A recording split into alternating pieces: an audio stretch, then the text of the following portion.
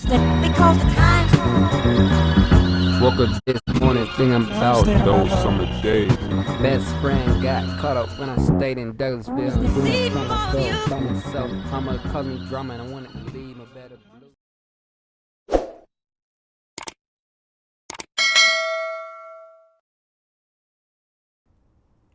What's good, everyone? Video, rest in peace, young Dolph. A dolphin. I honestly don't know fully how to say his name, but he was a rapper. They got shot by getting cookies. Sad thing, but we're gonna talk about it. Not about him, but in general. Day that to be a rap artist is the most dangerous job in the world. It's more dangerous than going to war in Iraq because you're always on defense. You don't know who's who. People can get right up on you and try to do something to you. You're always getting into beef. How many times we heard rappers, tour buses get shot up this week? They wait till they get a rap deal to start packing all these guns and carrying all these guns. They wait till they get a rap deal to start using these excessive drugs. And these kids are what, 18, 19, 20? So you're not gonna sit here and tell me, oh, you've been doing this. When? This is just how rap is. Every occupation has its own built-in hazards. But when it comes to being in the public eye, the risks of being a hip-hop artist seem disproportionately high. Say for being in the military or a police force, a professional stuntman, or a combat sport athlete, there's no profession that comes with as many dangers as picking up the mic. As little as a decade ago, the news of a rapper passing, whether through violence like D12's Proof, or from a drug-related accident as a late Pimp C did in 2007, used to be earth-shattering. But while the culture still feels empathy for a life that's prematurely lost, it feels as though the industry is almost numb to it by this point. While the tragic tales of Biggie and Pac, Big L or Jam Master Jay, and the culture of beef in hip-hop meant that it was always a possibility, hip-hop now treats tragedy as an inevitability and is so common that on the 18th of June in 2018, we lost XXXTentacion and Jimmy Wapo in the same day. Now, in 2020, we've seen the deaths of Pop Smoke, King Von, Mo3, Mac P Dog, and D Dave, while Boosie Badass and Benny the Butcher have narrowly escaped shootings with their lives.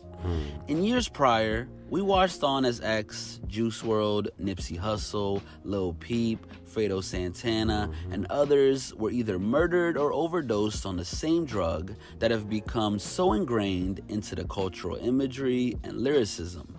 Afflicted with one of the worst life expectancies of any genre, a 2015 article found that 51% of rapper deaths come from homicide. And it's even more shocking when you compare it to the 9% of pop stars that are murdered. Seemingly every bit as dangerous as Jim Jones made it out to be on Rap Radar, Jim's sentiments were echoed by Fat Joe and Mano during a recent on-air conversation. In the wake of the latest Spada deaths, the Terror Squad leader and the Brooklyn MC discussed how a career in the rap game was no longer being used as a gateway to a better life and was dragging artists back into dangerous situations. People get in the game to change their life, and then they wind up being caught up with certain elements that come with the shit, and they're trying to prove they tough. That's what we're trying to say. You don't have to start that way, and we don't gotta end that way. That's counterproductive. We looked at music as an opportunity to get away from what we was doing out here. You got social media and you got a certain type of culture that basically blurs the line between being a street and being an entertainer. They not really understanding that now is the time to take your business serious and treat it as a business. But while we know the dangers of being a rapper, the real question that goes unasked is why are more artists falling victim to hip-hop's cruel ways than ever before? If you were to look at the general idea of what a rapper is in 2020, it's obvious that the behavior that the public expects of rappers presents various dangers. hip-hop has always had a fascination with the darker sides of life. Seen as part of the stereotypical build of a mainstream-minded rapper, we've reached a point where even Drake, who we know to be a childhood soap opera star on Degrassi, rather than a street-savvy hustler, will talk about catching bodies or taking half a Xan without flinching or considering the consequences. From an entertainment standpoint, this makes sense, as it makes for a more compelling story than someone who sticks to the straight and narrow. However, the fusion of reality and fiction in hip-hop doesn't compare to the world of film and TV. And as a result, there are three key factors that contribute to the increased risk associated with being a rapper today. For starters, there is an added pressure that rappers feel to uphold their image, and when it comes to those who keep their rhymes revolving around the street life, this can be more hazardous than ever. Courtesy of new artists growing up in the Instagram generation, the constant presence of cameras or access to public opinion creates an identity crisis when everyday actions become performance. In turn, it leaves them tethered to people's expectations that if you're a drug addict party animal on record, you'd better be one in person too. Likewise, if you're claiming to be in the streets, they want to see evidence of it splashed across their feeds, no matter the consequence. As we all know, gangster rap isn't exactly anything new. However, just as NWA self-identified as street reporters and actual gangbangers, most of the violence that groups such as G-Unit, Onyx, Bone Thugs, or anyone else discussed came from in the past were always used as more of a marketing ploy. There's a sense that in today's iPhone-filled world of instant communication with audiences, everything's become too real and rhymes aren't seen as the valid evidence that they once were. Now, it feels like a far cry from the days where the Crips and the Bloods united for an on-wax peace treaty. In today's hip-hop realm, the conveyor belt of stardom and the power of viral fame can mean that a rapper can become famous while still in the trenches, and as a result, their personal life and their neighborhood ties become not only combined, but brought to the world stage. Since its origins, hip-hop, first and foremost, is a means for inner-city kids and disadvantaged artists to surpass all societal expectations and create a new life. Thus, as 50 Cent recently told The Breakfast Club, it's embedded into the very fabric of the music, and this has never been clearer than right now. Even the gangster energy, it's a part of the culture. Like hip-hop music is closest thing to street culture. So you're gonna see more casualties. That energy lives. It's about 700 like unsolved murders in hip-hop. For some reason, hip-hop loves things that are damaged. Me being a part of it. Like my damage particularly, I feel like I acquire information faster. Right now, the shift in music, if I came out now, I'd be a drill artist. Thrown into the lion's den of celebrity, there's often a perception that rappers will suddenly be able to renounce the life that they've once known. But sometimes, as 50 went on to say on his conversations with the late Pop Smoke, some of the baggage follows them at a time where their every move is now public knowledge. You want to do this, like what you see me doing, or you want to do that? This is how I'm moving them away from so much woo. You do too much of this, you going to jail. Like, yeah, but you did a lot of early on, Fifth. That's the blessings of it being that time period. Mm-hmm. You're not gonna get away with as much of that now. More stuff going on, less gossip and talk about things like. I've always wanted to work in sound. I got a whole thing to spill to say when it comes to that type of shit. I could have gone to a 4-year school. Although 50 advocated for rappers to distance themselves from the streets, it's never been that easy. Stuck somewhere between their lavish life as an MC and the need to uphold the image that they built based on their past, this idea of keeping up appearances to a destructive level was the focus of Denzel Curry's Clout Cobain and its music video. Proclaiming that, "I just want to feel myself, you want me to kill myself," he showed how those same Instagram audiences that want you to stay rooted in place see you as a sideshow rather than something to treat with respect or compassion. Or at least that's the case until it's too late. Torn between staying connected and doing what's right for you, the need to enter a new headspace and override the thought processes from before the fame were obvious in Kodak Black's reasoning for moving to Calabasas as soon as he got out of jail. See, in Florida, like everywhere I go, it's like people just like me. You know what I'm talking about? So it's like you is like your environment. So if everybody packing iron, I'm gonna have to pack iron. I'm gonna have to be on bull too. Damn, y'all kill ads. Like, you know what I'm talking about? I don't know if they would have did the same thing to me. You gotta have people around you that say, Kodak, you don't need to be out there in the hood like that. Sometimes I miss it. Sometimes, but I know I can't get too comfortable. Although Kodak may be in jail currently, he actively tried to escape his past. Meanwhile, on the flip side, Tekashi 6ix9ine narrowly escaped with his life and now has the jail term and the eternal smudge of an informant on his name after incorporating the 9 Trey Gangsta Bloods into his branding. Despite the fact that he may have profited from it in the short term, Tekashi 6ix9ine's situation embodies the age-old saying, play with fire and you'll get burnt. Away from the possibility of living by the gun and dying by the gun, modern hip-hop's obsession with drug use has meant that where MCs once used to boast of moving weight, they're now adopting the role of the user. And while bars focused on Xannies, Molly, and Oxys seem like they're just an extension of the carefree attitude that a lot of rappers like to carry themselves with, there are real-life consequences to this when it turns from a lyric to a habit. In the 1980s and the 90s, it was attractive to be the entrepreneurial dope dealer, but now it's cooler for rappers to be the actual drug addicts. Prominent producer DJ Fu told Days during an interview on hip-hop's Xanax epidemic, you were looked at as crazy and completely discredited if you were addicted to drugs. But now it's cool to be barred out. It's glorified. Going on to draw a comparison between LeBron wearing Jordans and Future using codeine as a way to depict how artists follow successive blueprints, his comments help to paint the endless references to pills, sipping, and everything in between in a different light. That said, their frequent use as a subject matter only accounts for one side of why drug use runs rampant in modern hip-hop. As when away from the booth, it seems that a lot of rappers use drugs as a coping mechanism. Published in May of 2019, a report from Record Union found that 73% of artists struggle with mental illness, with 1/3 suffering from panic attacks, depression, and a crippling fear of failure. On account of their success, it's often assumed that modern rappers must be well-adjusted. But as the now tragic comments of Mac Miller to Larry King make clear, fame and fortune comes with its own pressures. I had a drug problem. And I think it was more my state of mind. I was just pretty depressed. Even while successful? Yeah, I think it started. With success? I think what was, I'm 18, 19 years old, going through this for the first time, doing it very differently.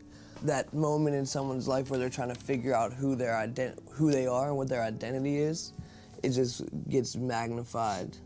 Thankfully, a lot of rappers are opening up about their struggles at this time and are helping to remove the stigma.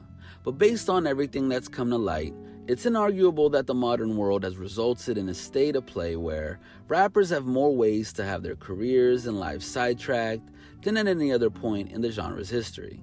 And when they keep pushing the envelope further and further for what they think is good for their image, the results can be devastating. Often seen as hip-hop's wise, older uncle, Snoop Dogg's remarks around the death of Pop Smoke seem like the perfect summation of the problem that faces this era. In that as much as rappers emphasize realness, there has to be a line where the artist ends and the human being begins. And if there is, there'll be less mourning as a result. And I was just with that young man in New York. Wow. And just seeing his spirit and watching him do his thing and him coming to LA trying to get away. That's a low blow right here. 20-year-old. It's a fast life, and a lot of times everybody don't really understand what goes into this thing right here. This is a business, and it's trifling if you don't have the right people around you. And you got to know who you are when you get into this industry, because the music you represents you as a person as well, until you learn how to separate the two and become him on record, him in real life. And it'd be hard to get to that part because my records are selling because I'm so real and I'm so this and I'm so that.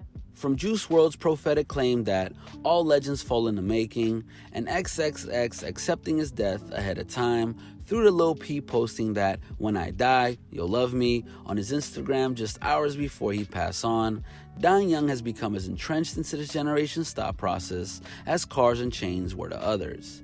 But it doesn't have to be.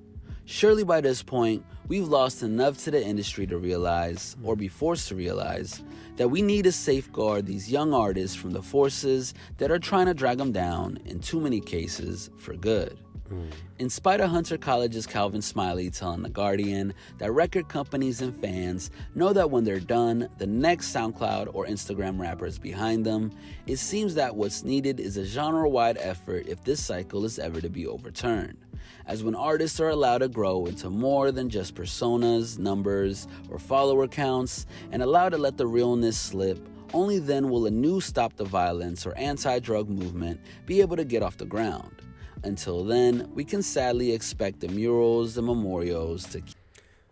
Okay. You know why rappers are dying more than ever? Let's honestly get to it.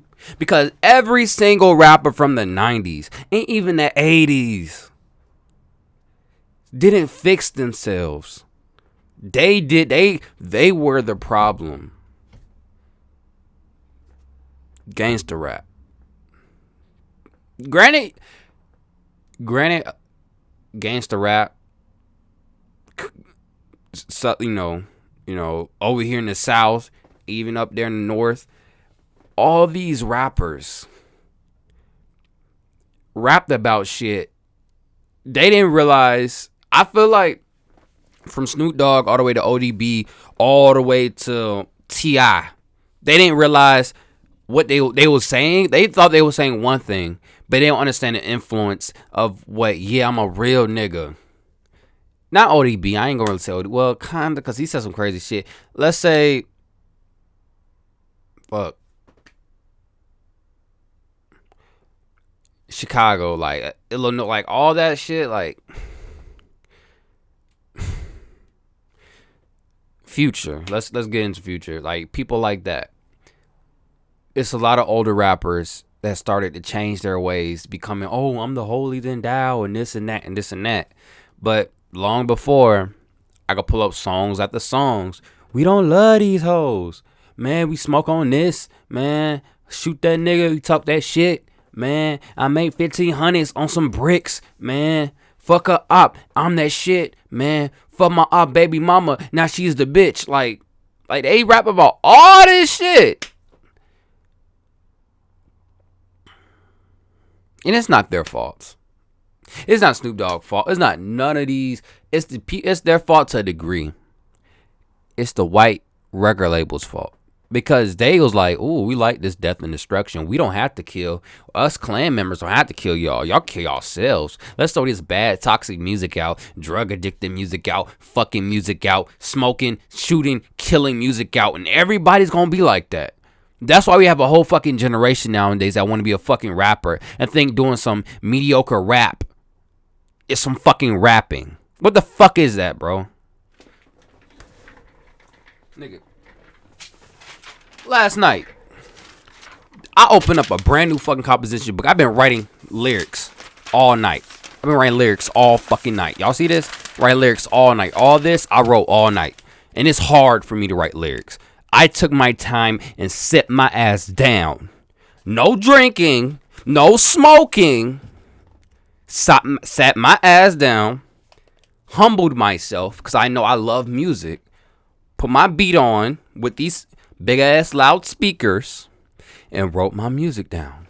Wrote what was on my mind. Talking about how I felt. They don't do that shit no more. I can even say when it comes to Eminem, he talked about fucked up shit. And he has impacted people good and bad. Just about all the legendary rappers impacted people good and bad.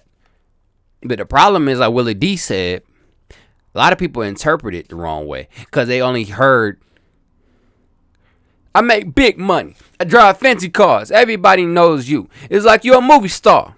They don't listen to the part late at night. Something ain't right. I still feel like I'm being tailed by the same head. Like they don't talk about that. They just hear the big gangster, this and that. A lot of them songs, they talked about both sides. That's the fucked up part. That's why I'm like,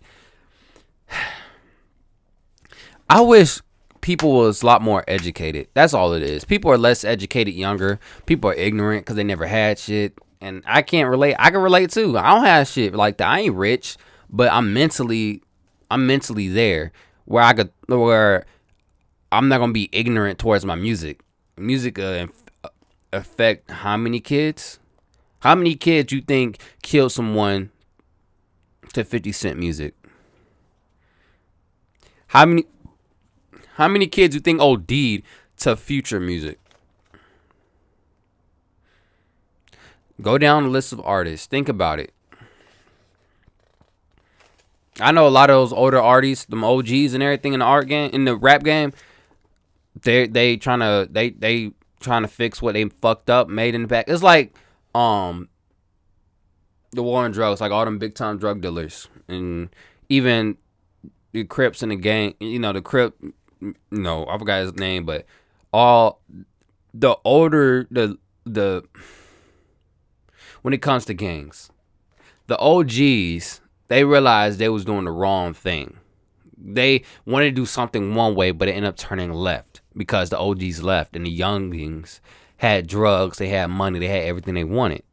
And they just started beefing with each other because they wanted this, they wanted that. And I don't know every little thing because I'm not in no gang. Atlanta don't have gangs like that. We have people come from other places to bring it down here. It happens. And yeah, I bet we do have gangs. It's just I might not know of every little gang because, you know, we had neighborhood gangs and shit. But I'm just saying, like, people, as a black man, it's tiring seeing so many black men rap about nothing, rap about death and destruction. And it's tiring to see the women just rap about fucking all day, rapping about scamming a nigga out of bag. Don't have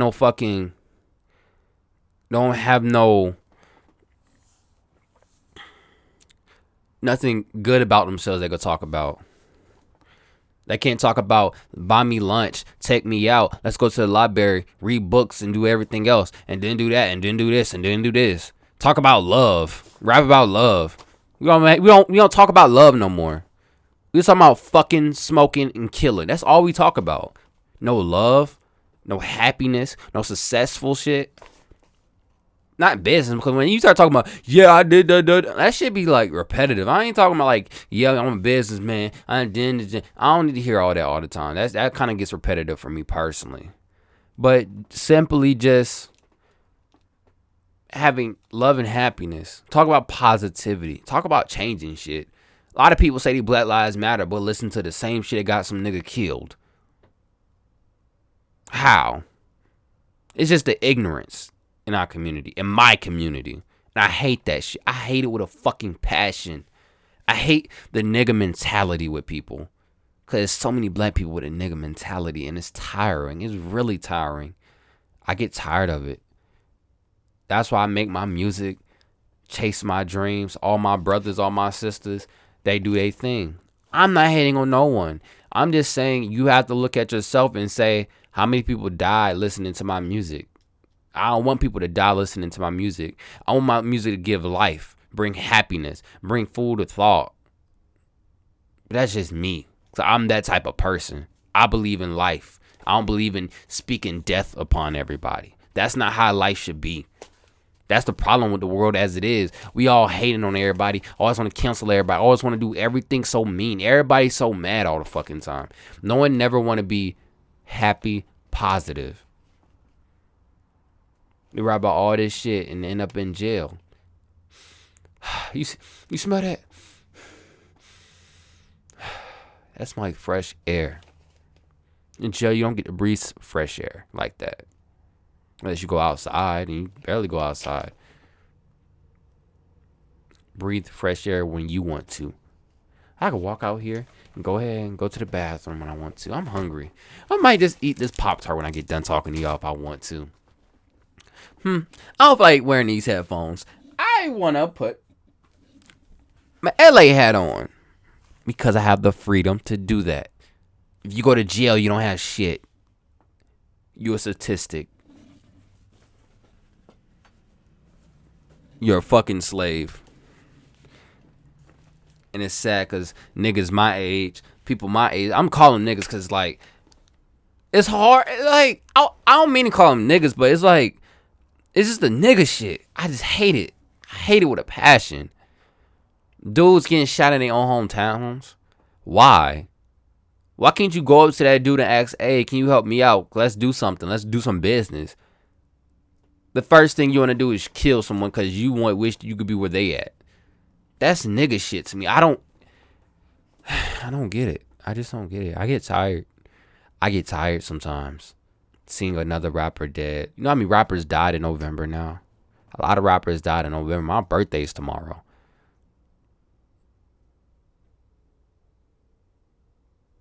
Let that sit with y'all. I'm not going to die because of rap music. I'm going to die of old age with my wife. I put that on everything. I'm going to have my grandkids or even my great-great-grandkids. And I'm going to be dying with happiness and love around people I love. I'm not going to die by a fucking bullet or die by overdosing, because it's sad when young people overdose. It's sad because they didn't have someone they felt like they could go talk to. They felt alone, and it hurts. I know it hurts. That being said, be sure to like and subscribe. Stay tuned to the next video, and peace. Ario the poet.